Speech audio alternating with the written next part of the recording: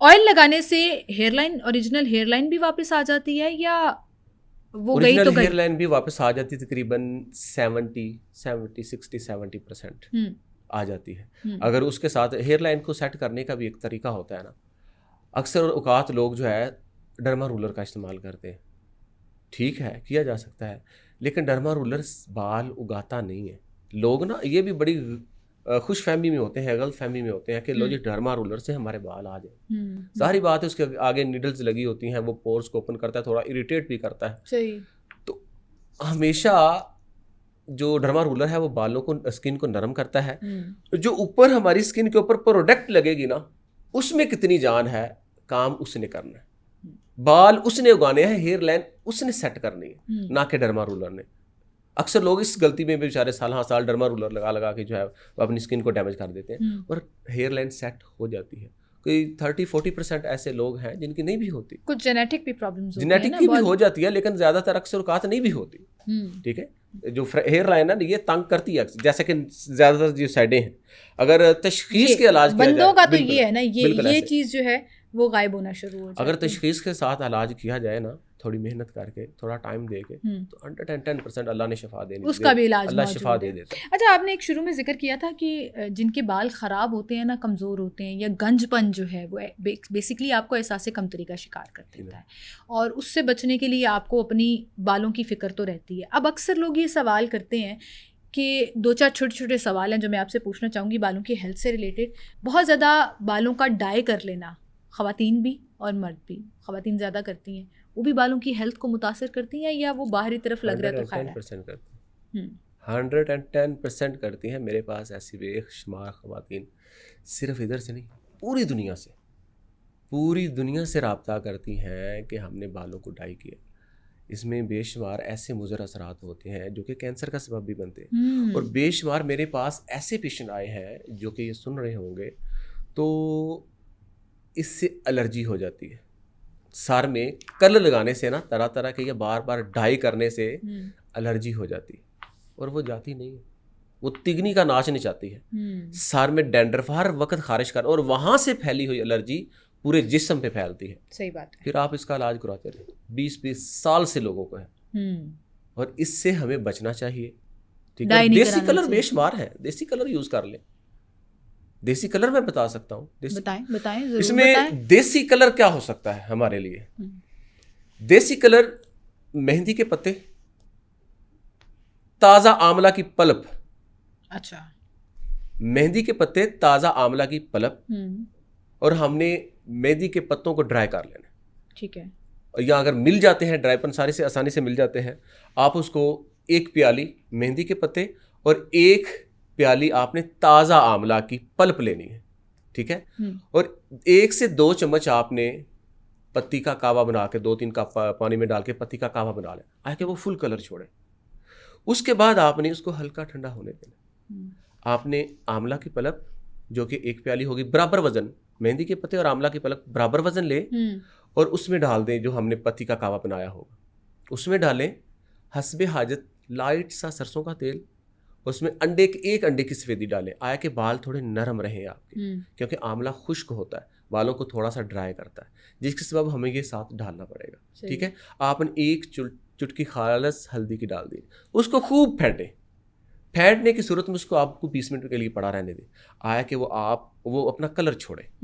उसके बाद आप इसको लगाना शुरू करें, बालों में लगाना शुरू करें। तो आपके वाइट बाल भी कवर हो जाएंगे उसमें। अल्हम्दुलिल्लाह शिफा होती है इससे। लेकिन अगर आप लंबे अरसे तक करेंगे ना, लंबे अरसे तक, मुझे लगता है कि आपकी एलर्जी ये सारे मसले हल करेंगे। बाल गिरने के मसले भी। ज़ाहिर है इतना कुछ डाल दिया आपने, इतनी न्यूट्रिशनल वाली चीज बताई है, इतनी जबरदस्त स्टेप बताई है, और इसका कोई साइड इफेक्ट भी नहीं, मेरे खुद के इस्तेमाल में है, मैं हर महीने के बाद करता हूँ, तो डाई जो है वो आपके बालों को डैमेज कर रहा होता है। बिल्कुल 100% वो तो मैं 100% ये बताती हूँ ना कि आपके कलर उड़ा देता है बालों का। जो आपका प्योर ब्लैक कलर होता है वो व्हाइट होना शुरू हो जाता है। 2 मुंह वाले बाल कैसे होते हैं? ऐसे ही होते हैं, टूटना शुरू, जैसे अक्सर ख़वातीन सुबह उठती हैं तो बाल ऐसे जैसे बम फटा होता है, बिखरे होते हैं, तो फिर ढूंढ रहे होते हैं कि हमने कहाँ से जाके सवार ले।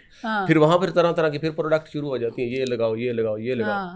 वो देसी टोटके तो गए हकीम साहब। अब जो हम दही के अंदर चीज़ें डाल के बालों में लगा लिया करते थे हफ्ते के एक मुझे याद है मेरे बचपन में मेरी खालाएं किया करती थी। अब हमारे पास टाइम ही नहीं है ये सब कुछ करने का। बेशुमार ऐसी जड़ी बूटियां हैं जो कि मैं ऐसे नुस्खाजात बता सकता हूँ जो कि किचन में आपके इर्द गिर्द आप बाहर निकलते हैं खेतों खलियानों में, इतनी खूबसूरत इस अल्लाह के बागात में इतनी प्यारी जड़ी बूटियां हैं जो कि हम चंद दिन करके मसले को हल कर सकते हैं, कौड़ियों से कम कीमत। उसकी क्या ही मुझे कोई कीमत हो सकती है। अच्छे हेयर मास्क, देसी हेयर मास्क का तरीका बताएं कि आपने बाल शाइनी भी बनाने हैं।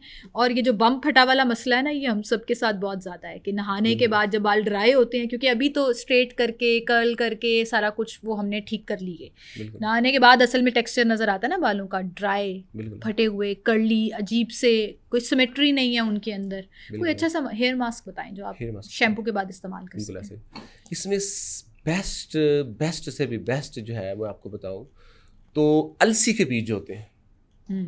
देसी क्लीनर अगर हम बनाते हैं तो किस तरीके से देसी क्लीनर को बना सकते हैं जो कि जड़ के अंदर जाके बैक्टीरिया को ख़त्म करे, उसका दुश्मन साबित हो।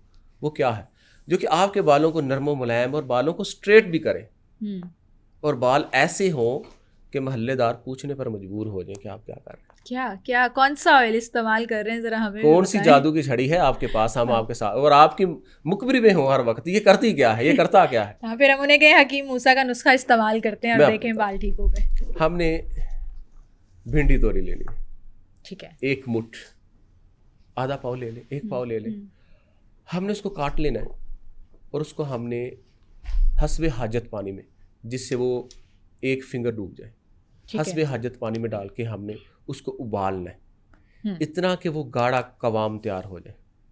ठीक है, 2-3 मिनट लगते हैं, वो हो जाता है। उसके बाद आपने एक साफ बर्तन लेना है और 3 तय वाला कपड़ा लेना है। अच्छा, और उसमें उसको बर्तन में रखें कपड़े को, और जो हमारा लेसदार भिंडी तोरी का जो है वो मवाद तैयार होगा, मादा तैयार होगा, हमने उस 3 तय वाले कपड़े में डालना है और उस कपड़े को हमने निचोड़ लेना। ठीक है, वो सारा मास्क निकलेगा। आप इसको बालों पे, लेंथ पे और जड़ में हल्का खलाल करें, इसको आधा घंटा या घंटा लगा रहने। सही है। और ये हफ्ते में 1 या 2 मरतबा अमल करें।